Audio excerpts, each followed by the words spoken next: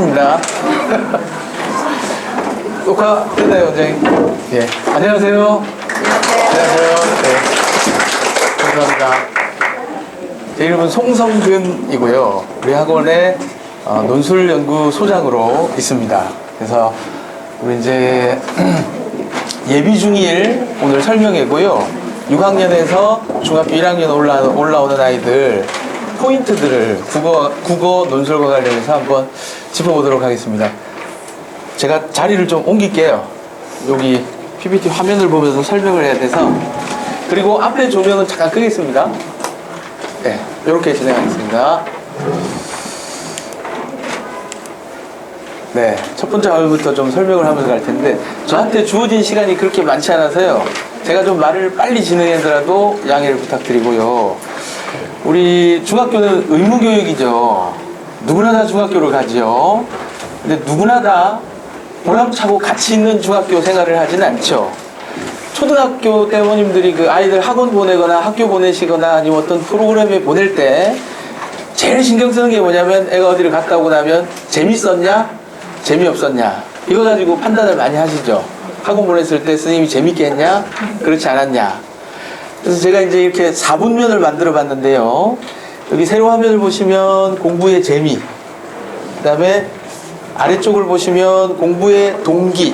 그러니까 이걸 예를 들어서 이제 수학 공부를 한다 그러면 어려운데 이걸 왜 해야 되는지 알고 모르고.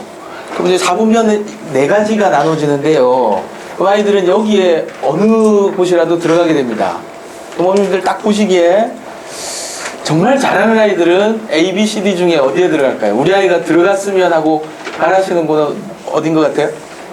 B죠. 맞습니다. 얘들은 제 경험상 한 5% 정도인 것 같아요. 전체 인원 중에. 얘들은 말할 필요가 없는 애들이죠. 그러니까 공부가 너무 재밌어요. 그리고 이걸 이게 어렵지만 제가 왜 해야 되는지 알겠어요. 이런 아이들입니다. 이게 간섭이 필요 없는 애들이에요. 근데 많지가 않죠. 그럼 우리 아이가 절대로 저기는 들어가면 안 되겠다 싶은 곳이 어딘가요?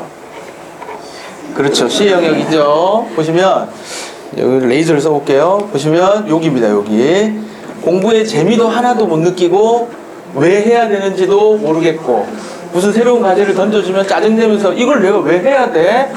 이런 애들이 이제 주로 여기에 들어갑니다. 벌써 이제 공감을 몇 분들이 하시는데 아직은 걱정 안 하셔도 됩니다. 그리고 이제 대부분 아이들은 제 경험상 여기는 5%, 여기는 경험상 보면 한 10% 정도 되는 것 같아요.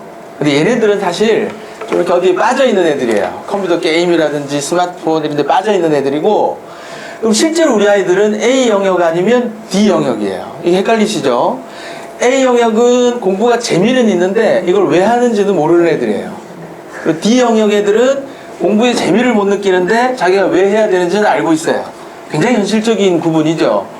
그럼 우리 아이가 생각을 해보시면 어느 쪽이 발전 가능성이 더 높을까요? A 영역에 있는 아이들이 앞으로 발전을 많이 할까요? 아니면 D 영역에 있는 애들이 발전을 더 많이 할까요? 중학교 이후에.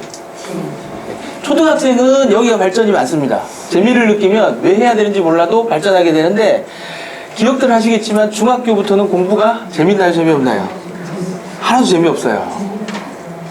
그럼 현재 여기 있는 아이들은 이제 중학교 1학년 때는 성적이 안 나오는데 중학교 2학년 때는 성적이 나오죠. 그럼 공부가 재미있다가도 성적이 찍힌 걸 보게 돼요. 퍼센테이지 점수 보게 되면 흥미를 잃어버려요. 그럼 공부를 왜 해야 되는지도 모르는데 흥미를 잃어버리면 어디로 가요? C로 가요. 자포자기 되는 케이스가 이제 여기서 발생을 합니다. 그 다음에 D 영역 아이들은 공부가 재미는 없지만 제가 보면은 그런 친구들을 제법 많이 봐요. 아주 고집스럽게 재미는 없는데 짜증내면서도 어쨌든 해야 되니까 한다. 얘들은요, 성적이 나오죠? 어쨌든 계속 했으니까 성적이 나오면은 재미가 있는 거예요. 사실 기억들 하시겠지만 이게 중학교, 고등학교는 딴 게 재미가 아니라 성적이 재미예요. 다 아시잖아요. 그쵸? 성적 잘 나오면 굉장히 재밌죠. 그러면 얘네들이 어디로 가게 돼요? 위로 가게 돼요.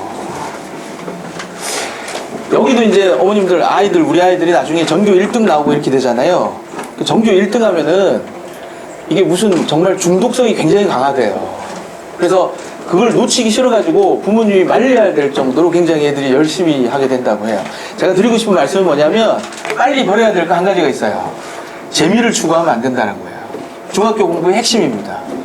그러면 아이가 반드시 명심을 하고 이제 출발을 해야 될 게 뭐냐? 이걸 내가 왜 해야 되는지를 애들이 인지를 해야 돼요. 예를 들어서 국어의 어휘, 우리 매주마다 어휘 테스트 이런 거 보거든요. 그럼 애들이 그 깨알 같은 어휘들을 보는데 영어 어휘는 왜 해야 되는지 알겠어. 근데 국어 어휘를 왜 해야 돼? 다 이유가 있으니까 시키는 거예요. 수능의 어휘가 얼마나 중요한데요. 어휘 모르면은 이게 시험을 못 봐요. 필요하니까 하는 건데 애들이 아직 감이 먼 거죠. 한마디로 얘기하면 재미를 빨리 버려야 돼요. 그렇다고 재미를 추구하지 말라는 건 아닌데 이유를 아이들이 인지를 시켜야 돼요. 그 부분이 제일 중요한 부분일 것 같고, 제가 크게 이제 세 부분으로 나눠서 설명을 드리려고 합니다. 얼마 전에 한 정치인 때문에 우리나라에, 제가 정치 얘기하려는 건 아닙니다. 교육계에 지금 큰 바람이 지금 불고 있어요. 다행인 점도 있고 그렇지 않은 점도 있고 그래요. 근데 이 얘기는 해야 되는 게, 어제 우리 대통령께서 국회에서 연설하시다가 교육에 큰 변화를 지금 하나 예고를 했죠. 그게 뭔가요? 그렇죠. 지금 현행은 어떻게 되어 있냐면, 예, 여기 보시면은 지금 현행은 이제 정시하고 수시로 나눠져 가지고 정시가 30%를 뽑고요. 전국 196개 4년제 대학의 입학 정원을 조사해 보면 30%는 정시, 70%는 수시 이렇게 되는데요. 그럼 정시가 확대된다면 어느 정도까지 확대될 거냐? 제가 장담을 한번 해볼게요. 별 변화 없을 겁니다.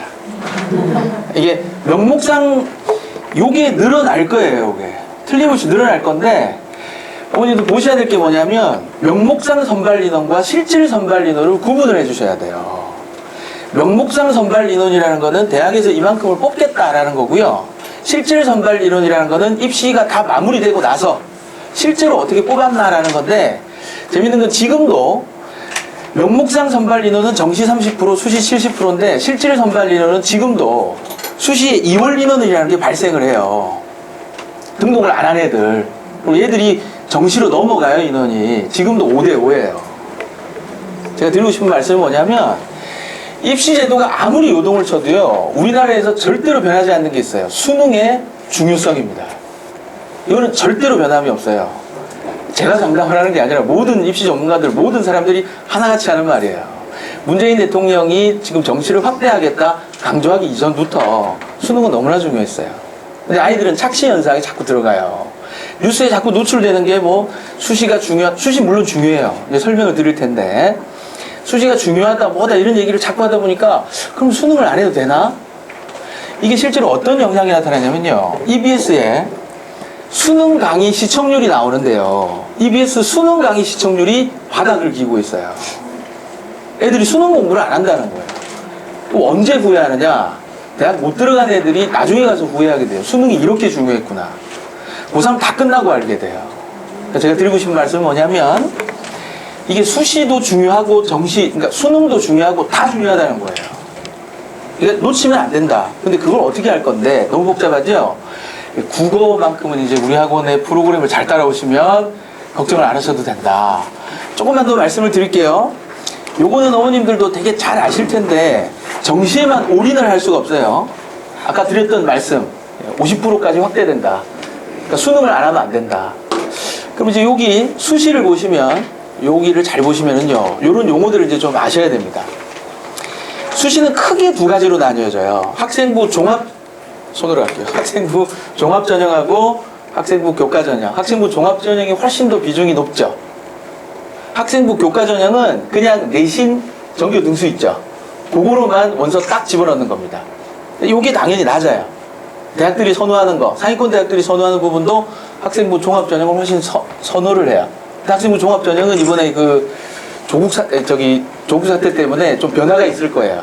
뭐 비교과가 축소되고 이런 부분들 영향이 있을 텐데, 그건 좀 지켜봐야 되는 거니까 우리 예비 중일 학생들은 영향이 있긴 할 텐데 아직은 좀 지켜봐야 되는 단계입니다. 근데 어쨌든 현재는 이렇습니다. 자동봉진이라고 되어 있는데, 이게 뭐냐면요, 자율활동, 동아리활동, 봉사활동, 진로활동, 그 다음에 여기 세특이라는 거는 세부능력과 특기사항. 이거는 담임 선생님이 적어주는 게 아니라 교과 선생님들이 다 적어주는 거예요. 요것과 관련해서 제가 지금 말 안 하면 잊어버릴 것 같아서 얼른 말씀드릴 거 하나 얘기 드릴게요. 우리 6학년 학생들 중1 받아보면요. 전부 다 안 갖춰져 있는 게 앉기 자세가 아예 안 갖춰져 있어요. 어머님들이 굉장히 신경 써야 되는 부분이에요. 왜냐면 이게 여기 학생부 종합전형에서 세특이 무지하게 중요하거든요. 그건 학생이 하는 게 아니라 교과 선생님들이 적어주시는 거예요. 개인 학생부에다가 적어주시는데 좀 미운 애들은 흔히 복붙을 해요. 복붙이 뭘까요? 복사해서 갖다 붙여놔요. 그러니까 얘네들은 학생부 종합전형에서 거의 찬스가 없다고 보면 돼요. 그럼 교과 선생님들이 좀 더 신경 쓰는 애들이 훨씬 더 눈에 띄거든요. 요게 자세가 굉장히 큰 영향을 미쳐요. 단순히 공부를 잘한다고 해서 지금 나중에 고등학교 올라가가지고 막 좋은 점수 받고 이런 컨셉이 아니라는 거예요. 그리고 우리 학원에서 애들 들어오면요.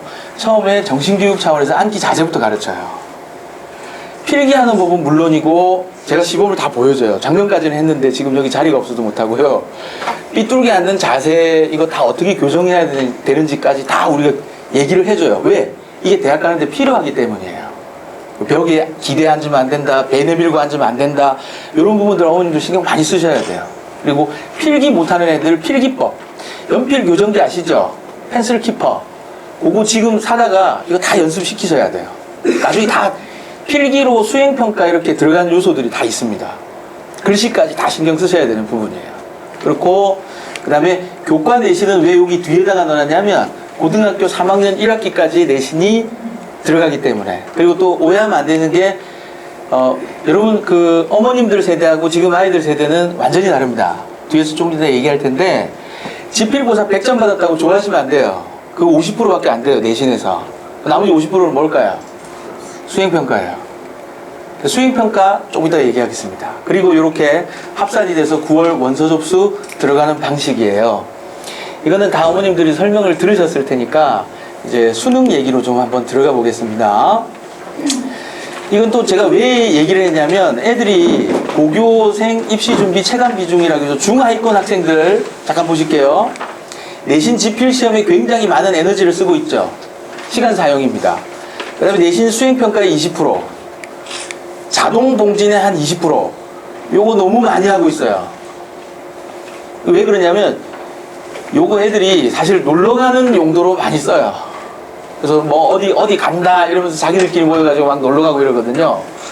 이것 때문에 지금 희생을 당하는 거 한번 보세요. 수능 준비. 그냥 형식상 10%로 넣어놨지 실제로 애들이 수능 준비 거의 안 해요. 문제집 따로 사서 푼다든지 이런 게 없어요. 전형적인 중하위권 학생입니다. 시험 기간에만 반짝 공부하는 거예요. 그럼 상위권 어떻게 알아볼게요? 자, 내신 지필 시험 비중하고 내신 수행평가 비중이 똑같죠? 얼마 전에 우리나라 청와대 국민청원 게시판에 수행평가를 없애주세요 이렇게 누가 글을 올려가지고 좋아요를 많이 받았어요. 상식적으로 얘가 수행평가를 잘 챙기는 애일까요? 못 챙기는 애일까요? 아마도 제 생각은 새벽에 수행평가 내일 제출이에요. 하다가 신경질 나가지고 청와대 들어가서 올린 게 거의 틀림없어요. 수행평가 과제는 학기 초에 나와요.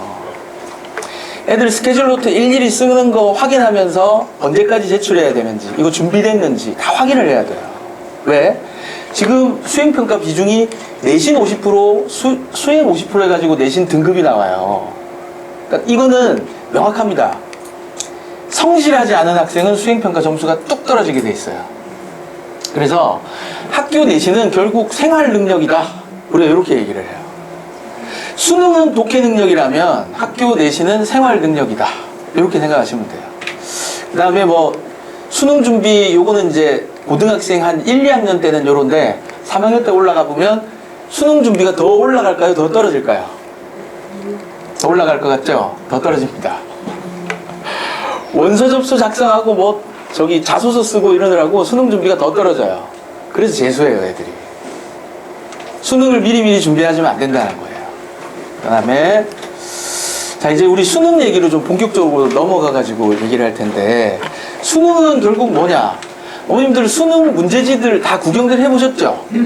자기들 때 본 거 말고요. 보셔야 됩니다. 그때보다 난이도도 올라가고 문항이나 시간도 다 바뀌었어요. 교육과정평가원 들어가 보시면 정보공개법에 따라서 지금까지 수능이 다 공개가 돼 있어요. 공짜로 다 열람할 수 있고요. 한번 풀어보시는 게 제일 좋아요.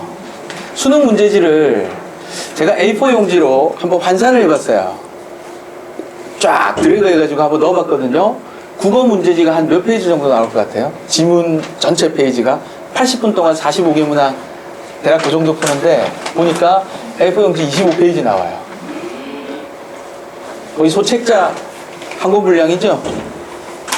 그러면 이제 어머님들, 그러면 우리 아이가 빨리 읽는 게 중요하구나. 속독을 가르쳐야 되겠다. 망합니다. 그렇게 하시면 안 돼요. 수능 국어가 가지고 있는 욕망은 아주 명확해요. 한글을 지켜야 돼요. 바르게 읽기를 가르쳐요. 그래서 문제가 그렇게 디테일하게 출제되는 거예요. 그럼 바르게 읽으면 천천히 읽게 되잖아요. 그렇죠? 그럼 어떻게 하면 빨리 읽게 돼요? 바르게 많이 읽으면 빨리 읽게 돼요. 어머님들이 우리 아이가 지금 당장 중학교 때 비문학 문제 이런 거 풀게 해보니까 점수가 잘 맞아요. 이게 애들 실력이라고 생각하시면 안 돼요. 실제 수능 국어 난이도는 무지하게 높아요. 전국에 작년도 53만 명 시험 봤는데 만점자 몇 명일까요? 국어 만점자 148명입니다. 이게 많은 것 같아요? 적은 것 같아요? 굉장히 적은 거죠. 53만 명이 시험을 봤는데 고등학교 3,000개 고등학교에 전교 1등만 쫙 뽑아요. 그러면은 얘들 다 잘하는 애들이니까 아니 못해도 만점자가 한 1,000명은 나와야 되는 거 아니에요? 148명. 국어가 제일 낮아요. 만점자 수가. 너무나 어려운 시험이에요. 근데 이걸 문제집만 계속 푼다고 해서 막 실력이 늘어나는 게 아니에요. 그래서 독서가 필요한 거예요. 실제로 잘 읽는 애들은 평상시에 독서량이 많았던 애들이에요. 그런 애들이 나중에 가서도 잘하게 돼요. 자, 몇 가지를 볼 텐데 독해력을 좌우하는 요소는 크게 우리가 네 가지로 봅니다. 논리력, 기억력, 어휘력, 이해력. 자, 이 아랫부분은 제가 언급 안 해도 무슨 말인지 이해되시죠? 독해 잘하려면 어휘 좋아야 되고 이해력이 있어야 된다. 맞죠? 그럼 이제 이건 뭘까? 논리력이랑 기억력은 뭘까라는 건데 이게 사실은 연관이 돼 있어요. 자, 우리 어머님들 논리력이 뭔지 한번 테스트를 해볼게요. 이 뒷부분에서 시키지 않습니다. 걱정하지 마시고요. 가볼게요. 단어를 드릴게요. 자, 시간 10초 드릴 테니까 빨리 한번 읽어보세요. 외워야 됩니다.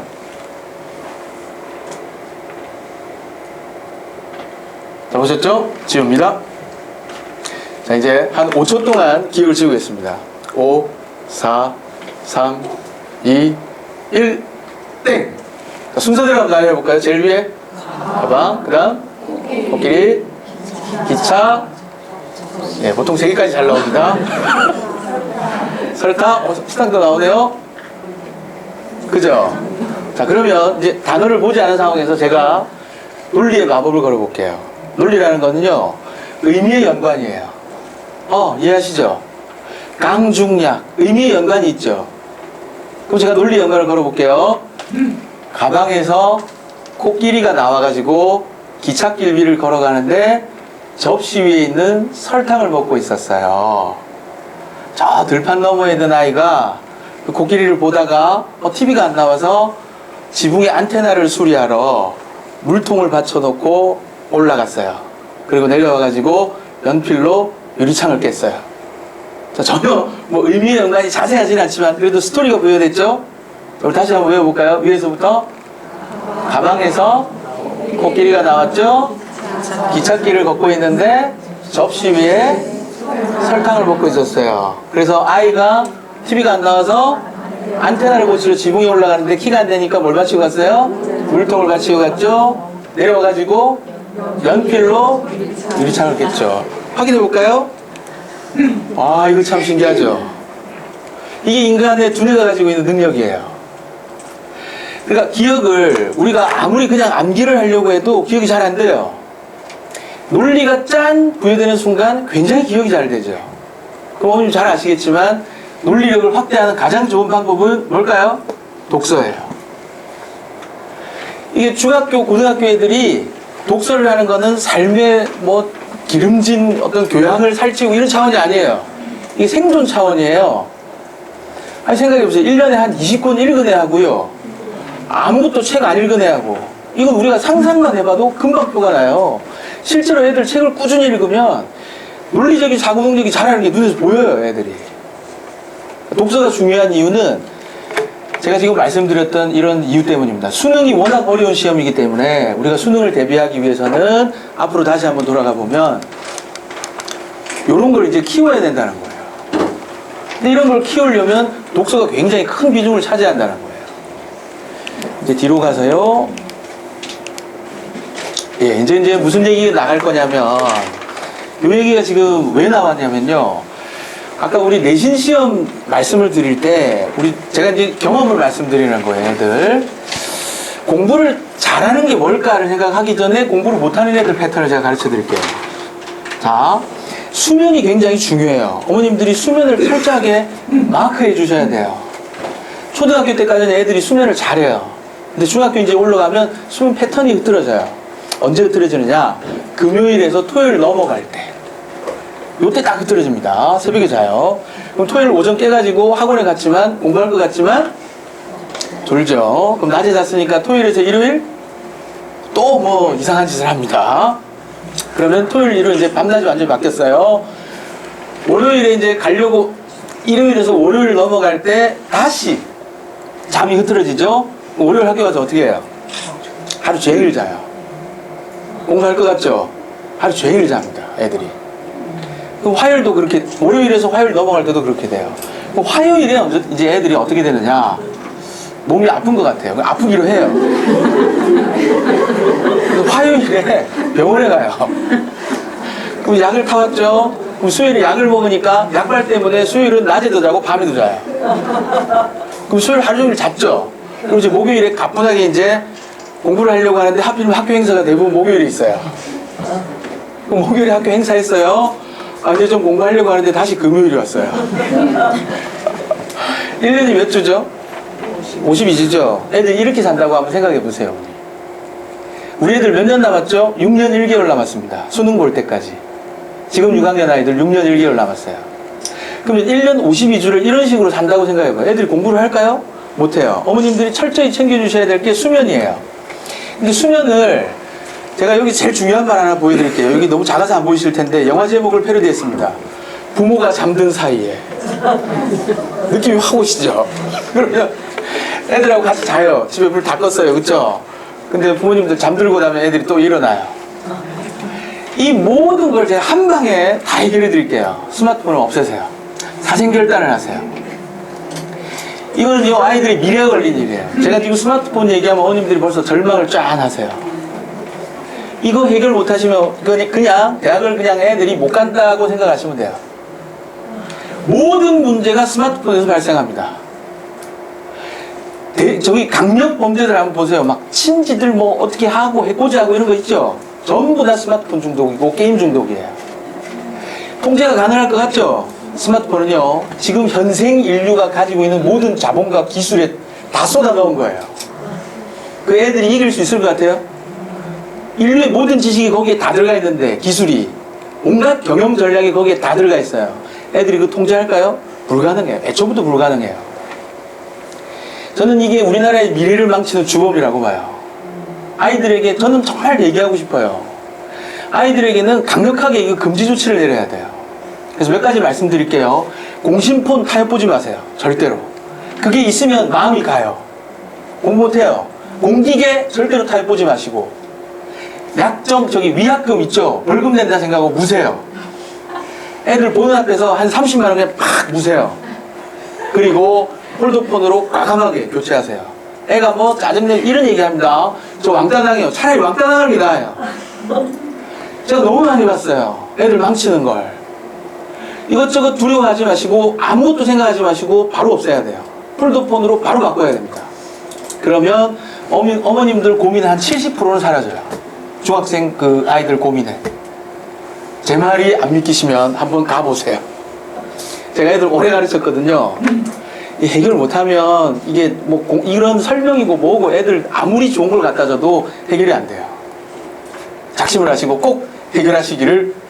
하나만 더 말씀을 드릴게요. 중학교 이제 올라가면은요, 일부 신세대 담임 선생님들이 반별 카톡방을 개설해가지고 공지를 자꾸 띄워요. 그 학교에 강력하게 건의해서 못하게 해야 돼요. 모든 공지사항은 어머니, 부모님 회를 통해서 건의를 하시고요. 모든 공지사항은 유인물로 달라고 얘기를 하셔야 돼요. 그리고 반별 카톡방은 공식적으로 절대로 개설하지 말아달라고 얘기를 해야 돼요. 하여튼 요거는 참 드린 말씀이 많은데 지금 시간이 없어서 조금 빨리 지나가겠습니다. 그리고 글쓰기가 이제 왜 중요한지를 우리 학원에서 글쓰기를 아주 중요하게 생각하거든요. 여기 브로셔 보시면은 첨삭 어떻게 하는지 상세하게 안내가 나와 있으니까 그거 다시 한번 보시면 되고요. 글쓰기가 제일 중요한 이유. 자, 수행평가는 결국 말하기 아니면 글쓰기예요. 그렇죠?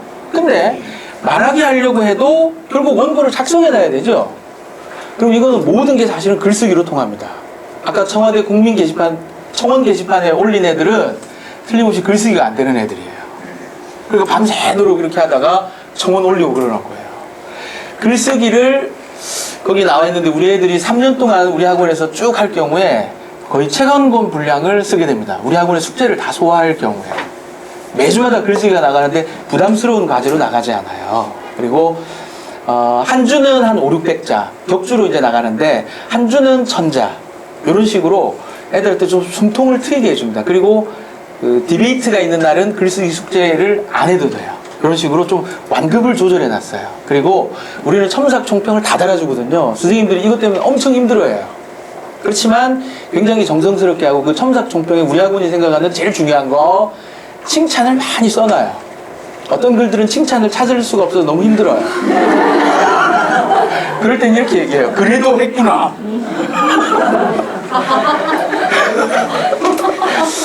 이게 글쓰기 배우는 거는 뭐하고 비슷하냐면요. 노래 배우기 하고 비슷해요.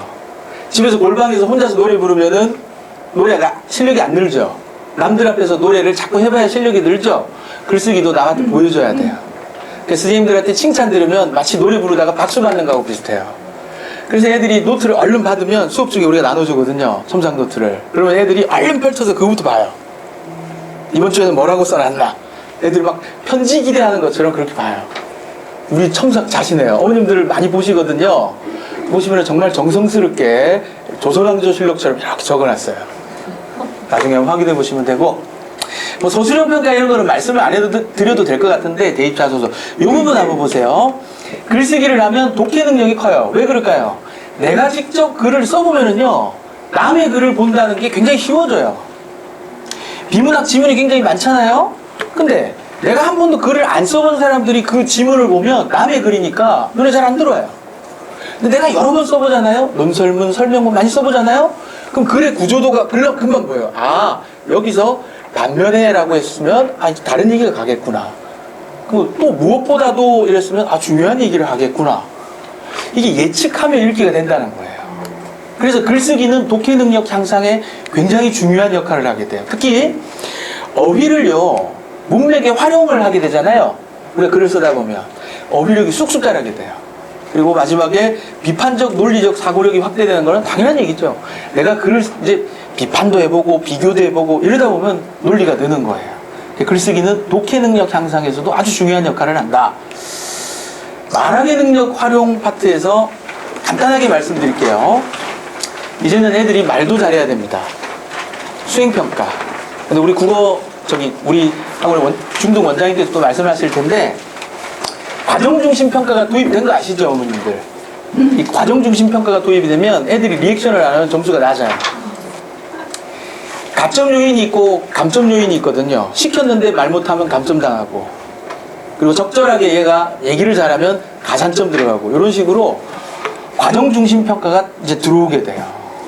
그래서 말을 못하면 안 되는데 우리 학원에서는 디베이트를 한 달에 한 번, 많이 하면은 한 달에 한 번 가게 될 때도 있고 5주에 한 번씩 가게 될 때도 있고, 디베이트를 꼭 시킵니다. 학원에서 주제를 가지고 애들 토론을 시키는데, 많은 아이들이 어떻게 토론을 하죠 하시는데 걱정하실 필요가 없습니다. 순서 딱 맞춰가지고 탁탁탁탁 진행을 해요. 그래서 앞에 사람 논리를 듣고 자기 차례가 되면 또 말을 하고, 그리고 페널티도 막 있어요. 팀별 나눠가지고요, 지는 팀은 10분 늦게 가요. 잔소리 듣고. 그럼 애들이 목숨 걸고 막 토론에 참가하고 그래요. 굉장히 재밌어요. 애들이 토론을 제일 재밌어요. 디베이트. 그리고요, 수행평가 구성요소라고 해가지고 이런 부분들은 이제 어머님들께서 수행평가는 다들 잘 아실 테니까 제가 여기서 자세히 설명하지 않겠습니다. 자, 우리 논술교재와 관련해서 좀 말씀을 드릴게요. 자신있게 말씀드릴게요. 전국에 이런 교재가 없습니다. 무슨 약장사 같이 얘기해서 죄송한데 진짜입니다. 논스탑이라는 교재는 우리 학원에서 아주 야심차게 선생님들이 집중해서 같이 개발을 했고요. 이게 사실은 논스탑이라는 논술 교재가 논술에만 집중되어 있는 게 아니라 크게 보면 두 가지의 포커스를 맞춰 잡았어요. 하나는 수능 비문학이고요. 또 하나는 수행평가에다가 포커스를 많이 맞춰놨어요. 수능 비문학은 이만한 게 없습니다. 그리고 나눠드린 자료에 보시면 실제로 논스탑이 지금 수능 적중률이 무지하게 높아요.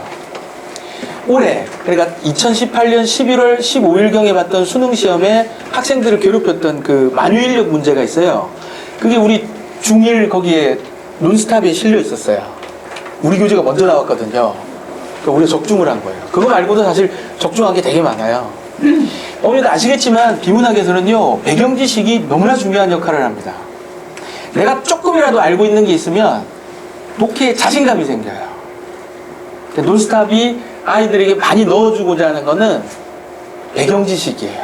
근데 이걸 어렵게 넣지 않아요. 우리 교재들을 좀, 요거는 이제 우리 교재의 흐름이고요. 실제 교재가 어떻게 생겼는지를 제가 한번 보여드릴게요. 요게 재밌죠? 우리 학원 무슨 학원이죠? 국어논술 전문 학원인데 우리 학원의 논술 교재 제목이 뭐지요? 어머나, 수학이래요. 여기 필독서 제목이 최소한의 수학 지식. 왜 이럴까요? 수학이 중요하니까요.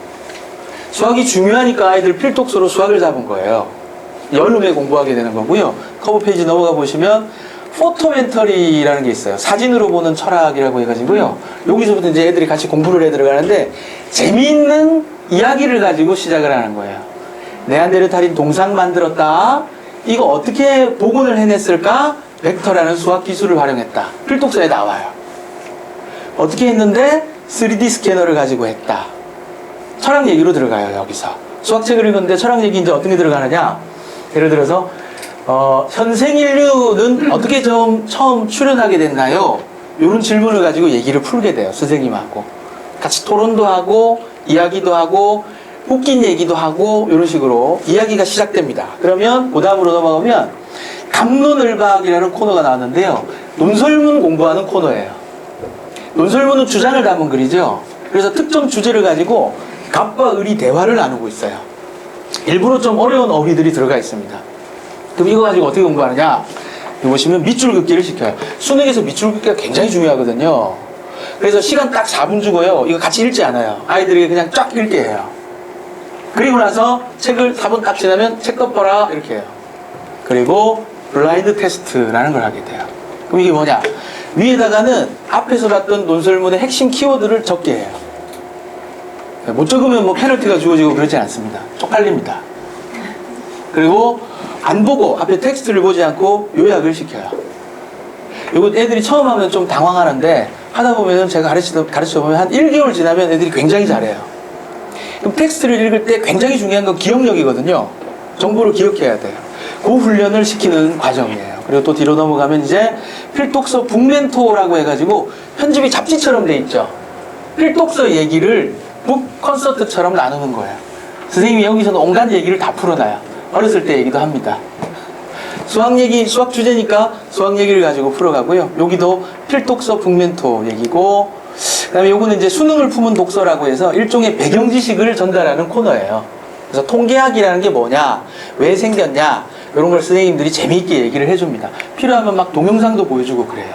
그리고 비문학을 위한 사고력 독해에는 일종의 설명문 형태의 글이 여기에 실려 있어요. 그래서 이것도 수업 중에 선생님이 지루하게 읽지 않아요. 시간 딱 줍니다. 밑줄 긋기 시작 하고 밑줄을 쫙 치면서 애들이 공부하게 돼요. 그리고 시간 한 4분 정도 주고요. 하고 나서 애들이 여기 이제 답을 달고 돌아가면서 같이 얘기하고 이렇게 해서 다음 주 써와야 되는 과제를 보고 나서 이제 수업이 끝나게 돼요. 이렇게 하게 되면 한 1시간 40분 정도 이렇게 시간이 가게 됩니다. 굉장히 알차게 돼 있죠? 아이들에게 꼭 필요한 부분들만 쏙쏙 집어서 넣어놓은 거예요. 매 교재가 다 이렇게 돼 있어요. 그리고 요게 이제 중등 1학년 연간 커리큘럼인데요. 원래 우리 요거 영업 비밀이라서 잘 안 밝혀요. 근데 올해는 야심차게 한번 밝혀봤고요. 요거 이렇게 여기 사진 안 찍으셔도 되는 게 거기 브로셔 맨 마지막에 보시면 있습니다. 그래서 그거 참고하시면 되고요. 필요한 영역들이 정말 다 들어가 있어요. 우리는 뭐 문학적으로 치중되어 있지도 않고요. 그렇다고 또 지나치게 비문학적으로 가 있지도 않고 이렇게 엮어가지고 통섭하는 방식으로 쫙 배열이 되어 있어요. 그래서 아까 봤던 그 수학 그 책은요. 여기 지나보시면 여름 과정의 과학과 수학이라고 해서 수학과 관련된 책만 집중적으로 읽는 코너 이렇게 들어가 있어요. 여기서 하나만 좀 말씀을 드리면 글쓰기 쿵후라는 걸 이제 2학기 9월 달에 애들이 공부하게 되거든요. 교재 제목이 글쓰기 쿵후고요. 한 달 동안 글쓰기 원리를 배우는 겁니다. 지루한 방식은 아니고 영국, 미국식 글쓰기를 합쳐놨어요. 그래서 글쓰기 쿵후를 가지고 애들이 배우고 나면 진짜로 글 잘 쓰게 돼요. 딱 원리들만 얘기를 해놨어요. 요렇게 이거 참 드리고 싶을 말씀이 되게 많은데 요거 제가 30초만 딱 말씀드릴게요. 가정 내 독서 지도 요령 요거 딱 말씀드리고 논술 파트 설명을 끝낼게요. 무슨 말씀을 드리고 싶으냐면 독서는 식사와 운동하고 똑같아요. 자, 우리 식사 제일 위험한 게 뭐죠? 편식이죠. 독서도 마찬가지입니다. 애가 좋아한다고 해서 무조건 그걸 자꾸 읽히시면 안 돼요. 균형감 있게 가는 게 굉장히 중요해요. 그래서 우리 커리큘럼을 그렇게 딱 짜놓은 거고요. 운동하고 똑같다 이 얘기는 뭐냐면 운동은 일주일치 몰아가지고 하면 안 되죠. 운동 어떻게 해야 될까요? 매일매일 규칙적으로 하는 게 제일 좋아요. 독서도 마찬가지입니다. 독서 하루 권장 독서 시간은 30분입니다. 30분이면 충분해요. 많이 읽을 필요 없고요. 그 정도만 해도 한 달에 2권 정도를 애들이 읽게 돼요. 근데 정해진 시간에 읽게 해달라. 그리고 하나만 좀 당부를 드리면 집에서 절대로 3군데에서는 읽히시면 안 돼요. 방바닥, 침대, 소파에서는 읽히시면 안 돼요. 대부분 거기서 읽죠. 그래서 바르게 읽기가 안 돼요. 그래서 독서대가 없으신 분들은 독서대를 좋은 걸 사셔야 돼요. 싸구려를 사면 요거 홀딩 이게 안 돼요. 좀 좋은 걸 사셔가지고 책상에다가 딱 올려놓고 바른 자세로 앉아서 할 수 있다면 밑줄 긋기를 하면서 읽히는 게 굉장히 좋습니다. 밑줄 긋기는 바르게 읽기를 연습시키는데 너무 좋아요. 이렇게 집에서 지도해 주시면 좋겠습니다. 우리 논술 파트 설명은 제가 여기서 끝내고요. 이제 우리 중등부 원장님 나오셔서 설명해 주실 텐데 요거 우리 설명이 다 끝나고 요거 반별로 클래스에서 또 얘기를 나눌 수 있습니다. 그때 가서 또 얘기하겠습니다. 감사합니다. 네.